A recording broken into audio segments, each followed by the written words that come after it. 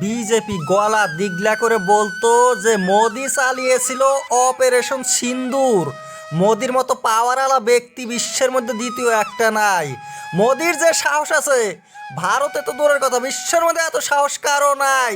তাই যে যে জায়গায় ভোট হবে মোদিকে ভোট দিবেন।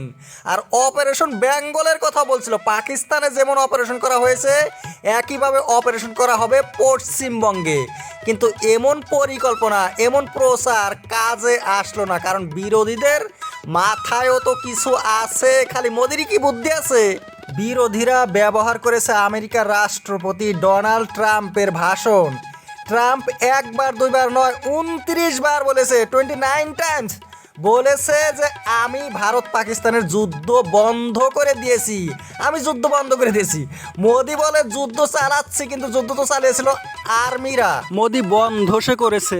আর ট্রাম্প এতবার বলার পরেও মোদি একবারও বললো না ট্রাম্প মিথ্যা কথা বলছে, যুদ্ধ ট্রাম্প থামায় নাই। মোদি যদি ট্রাম্পের কথায় উঠে বসে তাহলে মোদির আর পাওয়ার কোথায় আছে, কি আছে মোদির মধ্যে? 29 टाइम्स ही सर 29 बार उन्होंने बोला कि भैया मैंने सीज फायर करवाया। अच्छा, अगर वो झूठ बोल रहे हैं तो अपने भाषण में यहां प्रधानमंत्री कह दें कि वो झूठ बोल रहे हैं। বিরোধীরা এইটাও বলেছে কি জন্য মোদি যুদ্ধ থামিয়ে দিল আর্মিদের, আর্মিরা যুদ্ধ করছে করুক, মোদির সেখানে কি জন্য মাথা মারা লাগে?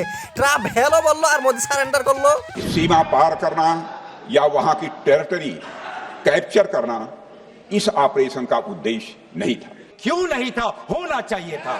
ভোট নেওয়ার জন্য বিজেপি সবসময় পাকিস্তান পাকিস্তান করে থাকে। যোগী আদিত্যনাথ উত্তরপ্রদেশের মুখ্যমন্ত্রী বলছিল ইলেকশনের সময়, লোকসভা 2024-এ 6 মাসের মধ্যে, এবার মোদি ভোটে জিতার 6 মাসের মধ্যে পাকিস্তান অকুপাইড কাশ্মীর আমরা দখল করে নেব। কিন্তু ইলেকশনের পরে সে কাশ্মীর দখল করা পাকিস্তানের ভুলে গিয়েছে যোগী। মোদি আগে 10 বছর প্রধানমন্ত্রী ছিল, তখনও মনে ছিল না পাকিস্তান দখল করার কথা। ইলেকশনের সময় এত আর্জেন্ট হয়ে গেল পাকিস্তান যে 6 মাসের মধ্যে দখল করতে হবে, কিন্তু ইলেকশনে জিতার পরে সেটা মন থেকে হারিয়ে গেল। সব বাহানা। রাজনাথ সিং বলছে অপারেশন সিন্দুরের উদ্দেশ্য পাকিস্তান দখল করার নয়, ছিল সন্ত্রাসীদের বিরুদ্ধে। কেন পাকিস্তান দখল করার উদ্দেশ্য ছিল না তাই বলছে গৌরব গগৈ। অপারেশন সিন্দুরের নাম করে প্রত্যেক বাড়িতে সিন্দুর নিয়ে যাবে বিজেপির কর্মকর্তারা, এমন প্রজেক্ট ছিল মোদির। কিন্তু বিরোধীরা এমনভাবে আঘাত করলো মোদিকে যে মোদি সেই কথা ভুইলা গেল। বলল কে বলছে আমরা সিন্দুর নিয়ে যাবো, এমন কোনো পরিকল্পনা আমাদের ছিলই না।